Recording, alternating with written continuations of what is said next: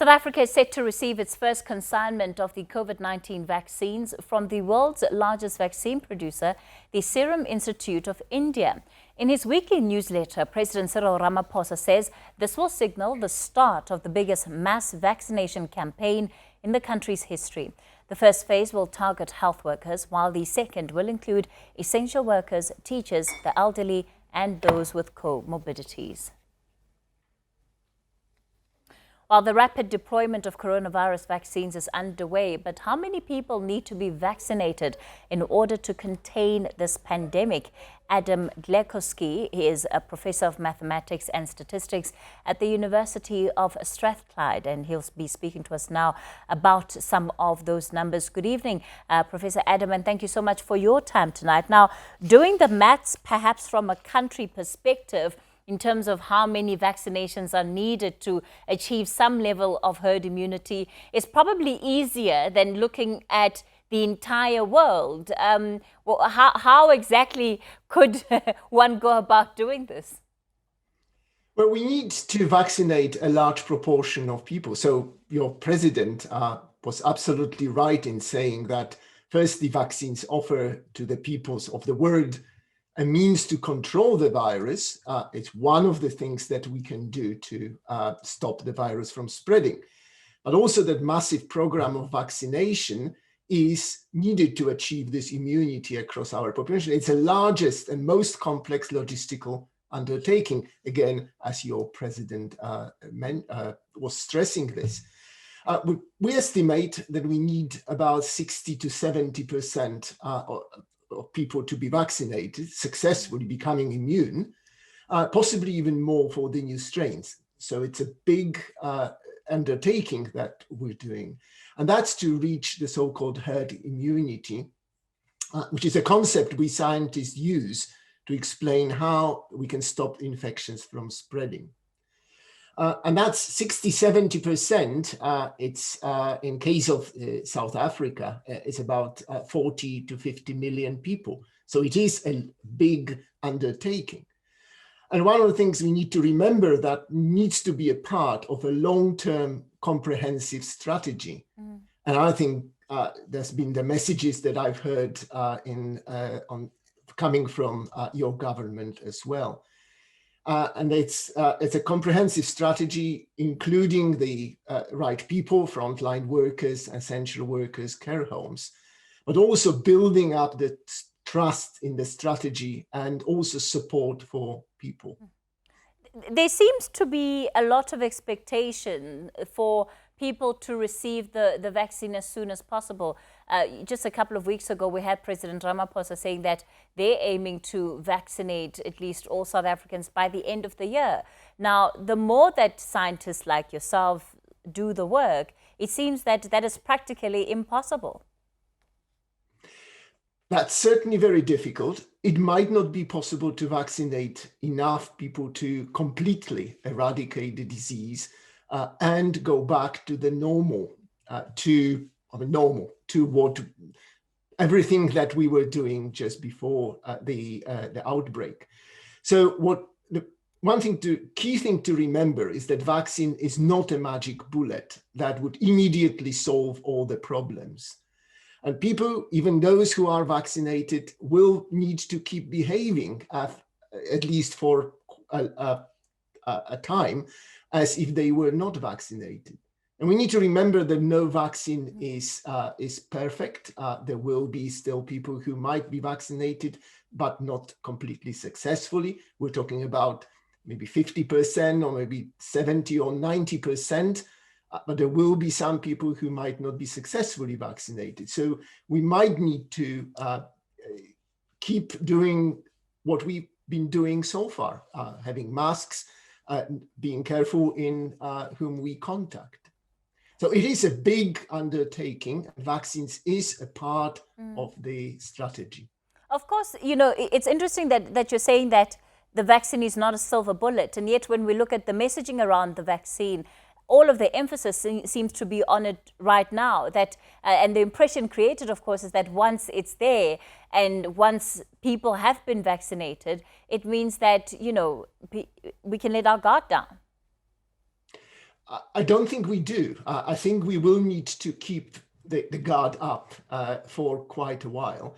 And that also need to look into other things like, for example, building up support for people, particularly building up the immunity, general immunity, general health. We know that COVID-19 is particularly bad particularly infectious and particularly deadly for people who have other diseases, but also for people who cannot afford to stop working, like the essential workers, many essential workers. It's deadly and it spreads a lot among old people. And this is where we also need to concentrate our attention, is to help people to become healthier and to help the societies to become healthier as well. So vaccination is a very important element, but it's not the only element that we need to use in fighting the virus. Are there obvious challenges that the country could face? There are many challenges. We see it across the world. There is a lot of discussion now going on in the European Union about the logistics and supply of the vaccine. So logistic of delivery is another another potential problem. And also there are problems associated with the virus itself.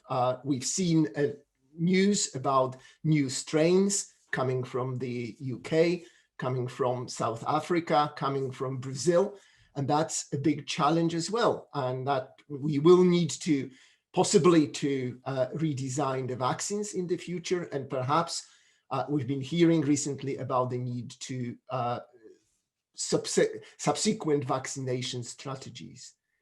I just want to say that, I've been looking at the vaccination and dealing with coronavirus globally, and from what I've seen, many African countries, including South Africa, has been doing very well in controlling disease, including the most recent outbreak. But there are challenges, and there will be challenges, logistic and political, financial, as well as challenges in persuading people to continue to self-distance, wear masks, and to be generally healthy and supportive of each other. Sure. When you say that South Africa and other countries on the continent have been doing relatively well, what are you basing that on? So what are some of the markers that you would be looking at? Well, I've been looking at the numbers, at the infected, and the number of infected people, and also the response to the regulations. We just see it now. The numbers in South Africa are going down following the latest lockdowns, and that's something that really we need to keep doing that. And when you look at the ability of countries like South Africa and their contemporaries on the continent to be able to access this vaccine, do you foresee anything changing when it comes to the conversation on equitable distribution? Yes, I really think that should be changing, because controlling the virus is a global problem. The lessons from other viruses, other diseases like smallpox and polio and others, is that these are diseases that can spread throughout the world. And therefore, what we really need to work on is the global response.